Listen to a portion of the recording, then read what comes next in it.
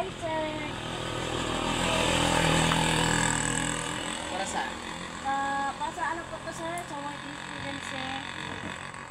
Tapos ano yung mga kung sa interview? Nandito lang po, sir. Saglit lang naman po to, sir. Hindi po ba kayo busy? Hindi naman. Sure po kayo? Wala pa yung ginagawa? Wala. Mamaya pa. Sige, sir.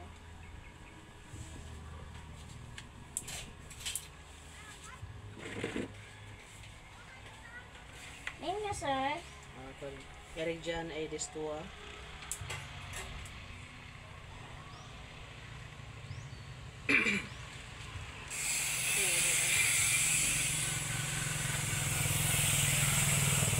Age niya, sir?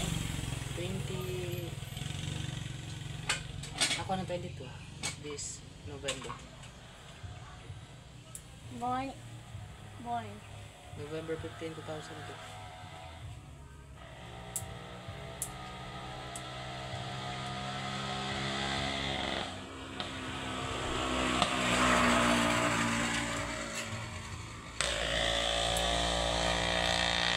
Address, sir?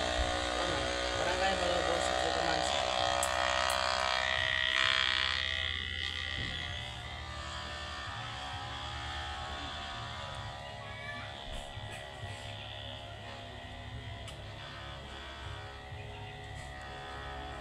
Occupation, sir? My occupation is a working student.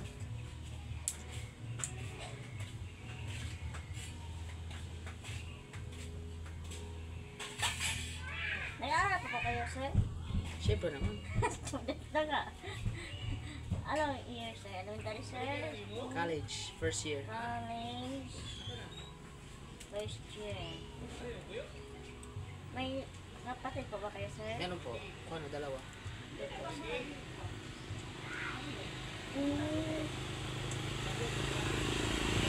Kapatid ka? Tapos na, Opo, kapatid po. Kerico Ramos.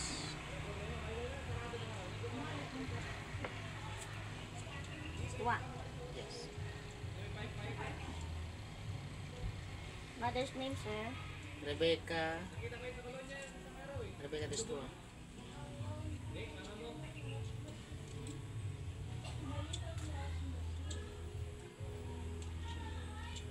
Mother's occupation, sir? Kung ano,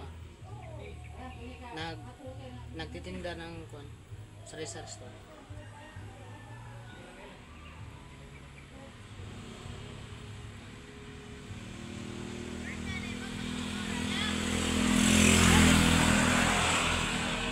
Father's occupation, rather. Farmer.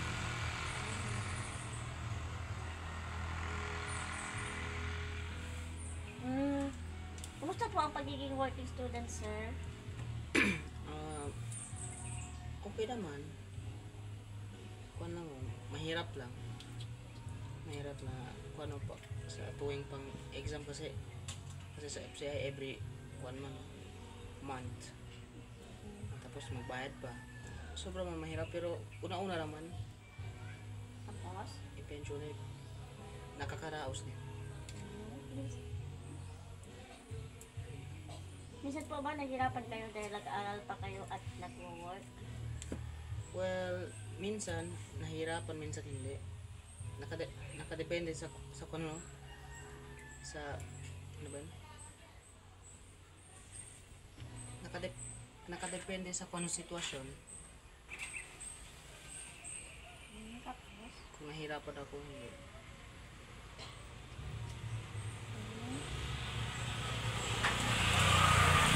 Ako ngayon nagkadalayan, sir. Kasi working student na po kayo. Sa kwan?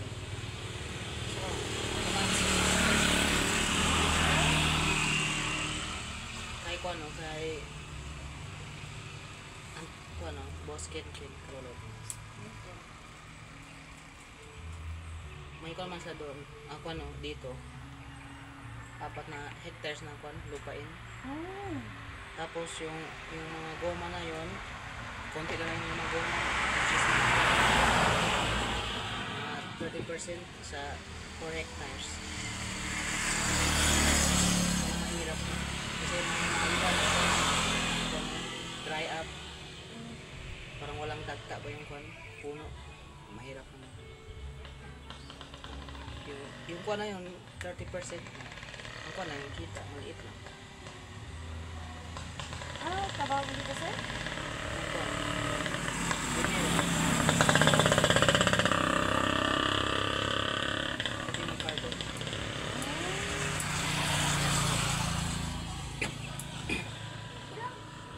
So, nagsasaha kayo. Opo.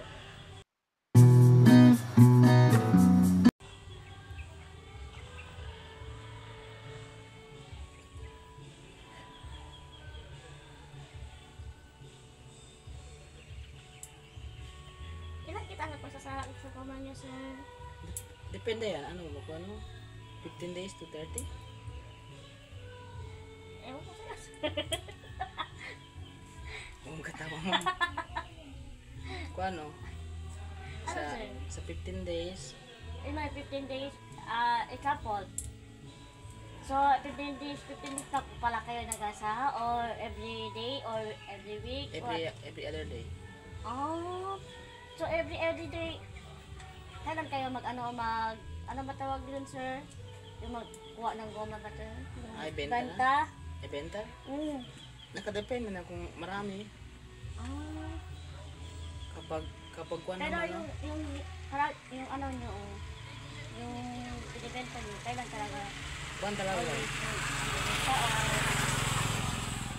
Sometimes, meron, kuha no, example? weekly, Oh, weekly? meron din kuha, monthly. Oh, monthly. Tapos? Tapos, sir? Tapos kuha ba, depende lang kapag kuha no, marami yung goma, nagpangkot natin, mga kuha no, weekly. Kapag kuha naman, mahina naman sa weekly na, para kuha sa akin, iniisip ko, ibenta ko na lang every month para mas malaki yung kuha, ipon. Okay. Ilang kita nyo dito sa pasahan mo? Kuha no, weekly. Depende lang ko kung meron ng mga 60 ko no, 60 kilo, binibenta ko tapos yung mga babae ng mga goma, nagbili din sila mga 36 to 37. Tapos doon ikaw no, hatiin kami sa kita. Hati ng dosing. Kasi- binibigay dyan kita lang. Oo. Kasi kay ko naman hati man. Yung hati na yun, ako na maglinis sa gumahan.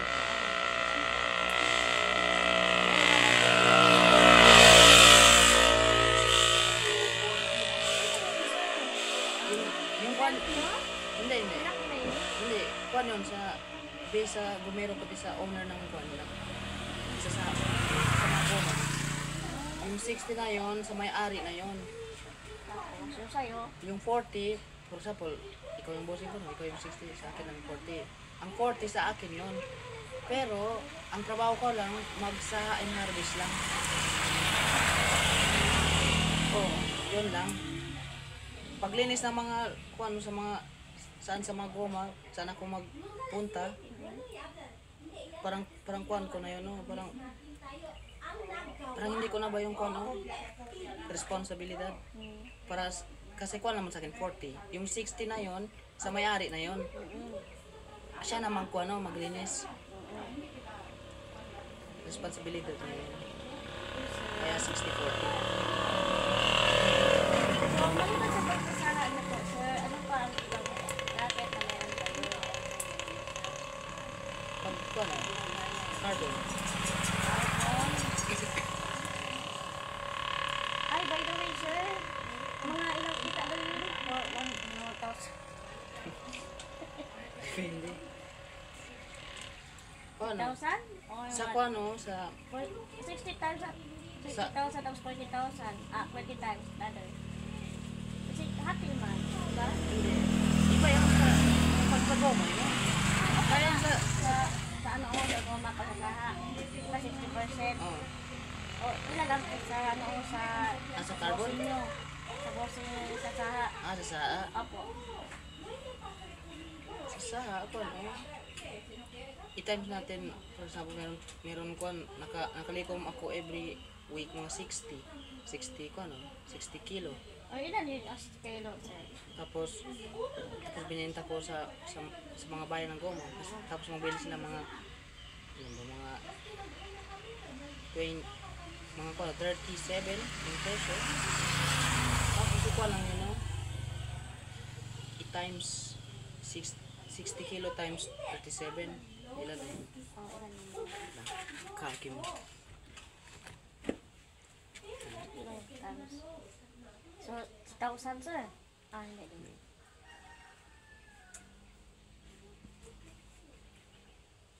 Mga 3 times, sir? Hindi. 60 times 37, no? Mga 2,220. So, 1,220, 1,000 sa 110 kayo ni ano oh. Wait Kasi lang. ate iban kayo ni boss. Hindi hati, kay kuha naman, no? 60-40. Ilan sa'yo? Sa akin mga kuhan lang, 1,000. Ah, 1,000 sa'yo. Oo. 1,000. Tapos, 1,020 ang bigay na ni boss. Oo. Tapos sir, ano sir? Ano? Every week to every month? O every week to? Every quincenas? Ang 1,000? Ang kuhan kinsenas, 15 days yun. Oh, ang nga. 1,000 nga. Yan o, weekly to, 7 days. Ah, weekly. Ito lang 1,000. Oo. Sa akin, Oh, 1,000. laki na pala sir. Depende lang kung ano, hindi. Kung ba yung panahon. Ah, opo. Hmm. So, mali ba sa pagkano po? Sana ibang laki po ng carbon. Tapos,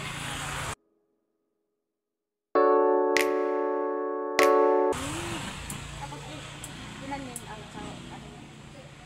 Depende, merong mga 12 sacks to ano, isang luto sa kuano, sa 4 na baril. Ilan Gram pa lang ba? 4 na carbon gram. binibenta ni sir? Depende kung merong magpakyaw. Mga 10 sacks. Merong magpakyaw yun, magkuha na yun sila magbili mga 130. 130 times. 130 times 10, 130. So, sa'yo lang yun sir? Or, Hati kami pati ng tatay. hati. So, yung sa'yo, magkano yung sa'yo sir? Kuano, 600. Sa kanya yung kuana yun sa sobra niya. Basta ba sobra niya? Ganun? So, mahirap pa ba? So, mahirap pa ba? Ano sir? Ano? Ano ba ito?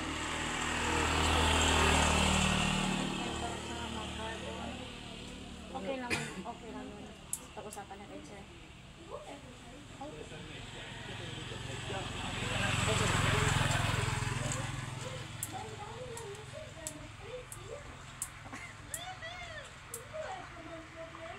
Okay lang.